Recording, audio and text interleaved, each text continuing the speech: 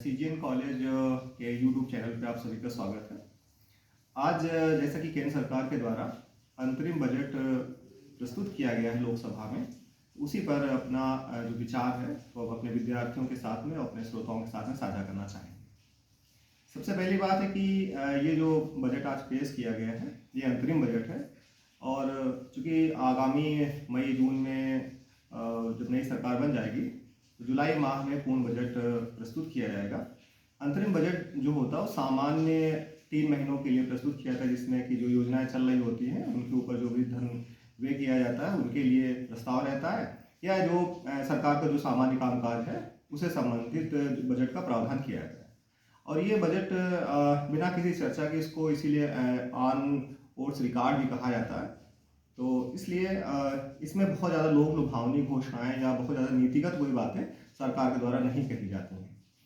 अब एक दो बातें इसमें हम अपने विद्यार्थियों को बताना चाहेंगे कि पहले 2017 के पहले जो बजट पेश किया था तो उसमें रेल बजट अलग होता था और आम बजट केंद्रीय बजट के से अलग रहता था, लेकिन 2017 से दोनों को एक साथ विलय कर दिया गया है और अब आम बजट के साथ में ही रेल बजट को भी रखा जाता है। तो इस बजट में, अंतरिम बजट में रेल के विकास के संबंधित भी प्रावधान किए गए।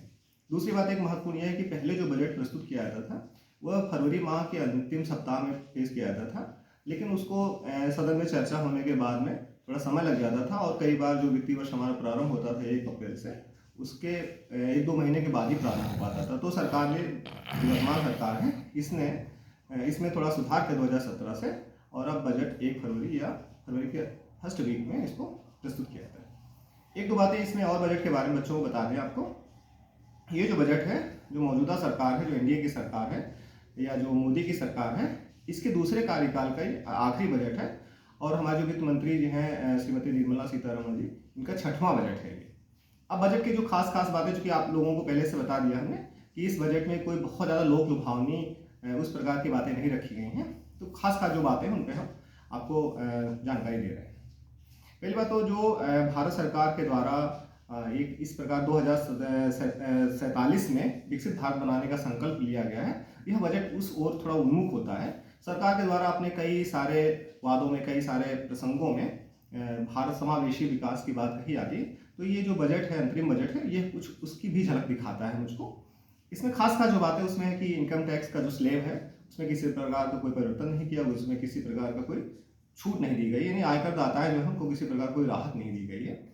दूसरा ये कह सकते हैं कि जो निगम कर है, निगम कर में जरूर थोड़ी सी छूट दी गई है। पहले 25% उसकी दर थी, अब उसको घटा करके 22% कर दिया गया है। इसी तरह से आयुष्मान भारत में अब उसका थोड़ा क्षेत्र बढ़ाया, उसमें जो आशा वर्कर्स हैं, जो आंगनबाड़ी कार्यकर्ता हैं, उनको सबको भी उसमें शामिल कर लिया गया।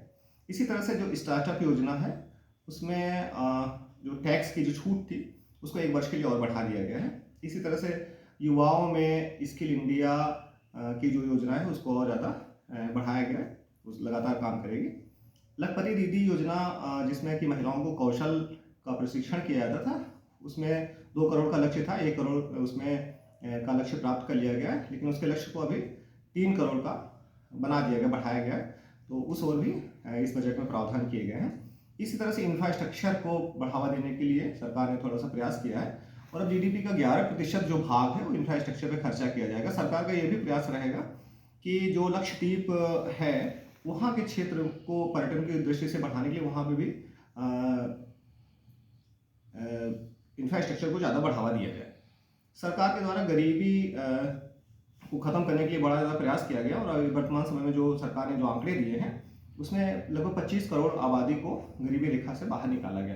तो सरकार ने बहुत सारी जो पहले से जो योजनाएं चल रही थी उसी को आगे बढ़ाने का काम किया है। बहुत ज़्यादा कुछ इसमें लोक लुभावनी बातें सरकार के द्वारा नहीं कही, लेकिन हमको बजट से जरूर ये 2 बातें पता लगती। बहुत सारे लोग जो संभावना लगा रहे थे कि इसमें आयकर में छूट मिलेगी या हमको और कुछ बहुत सारी योजनाओं का लाभ मिलेगा। क्योंकि ये अंतरिम बजट होता है तो इसमें बहुत सारी बहुत बड़ा कोई परिवर्तन नहीं किया जाता, बहुत बड़ा कोई योजना इसमें नहीं लाई जाती है।